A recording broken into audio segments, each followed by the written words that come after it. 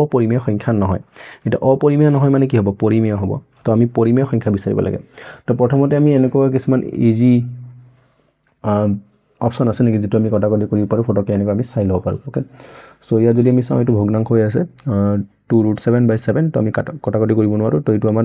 অপৰিমেয় সংখ্যা হয় যেটো হয় আমাৰ এনসাৰ নহয় অপৰিমেয় সংখ্যা নহয় ওলাব লাগে অৰ্থাৎ আমি পৰিমেয় বিচাৰিব লাগে ওকে তো এইটো যদি আমি চাওঁ এইটো হৈছে a - b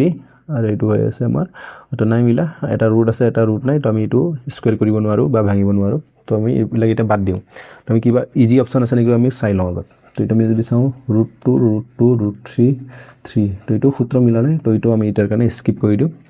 এইটো আমি চাওঁ √2 √2 √3 √3 তো সেম আছে এবাৰ মাইনাস আছে এবাৰ প্লাস আছে তো সেম যদি থাকে আমাৰ সূত্ৰটো কি হৈ যায় a - b ইনটু কি হয় a + b এটা a - b into a - b + b মানে তোমালোকে জানে a স্কয়ার মাইনাস কি হয় b স্কয়ার হয় তো এইটো আমি √2 স্কয়ার কৰিব পাৰোঁ মাইনাস √3 স্কয়াৰ কৰিব পাৰোঁ যদি আমি দুটা স্কয়াৰ কৰি দিওঁ স্কয়াৰ কৰিলে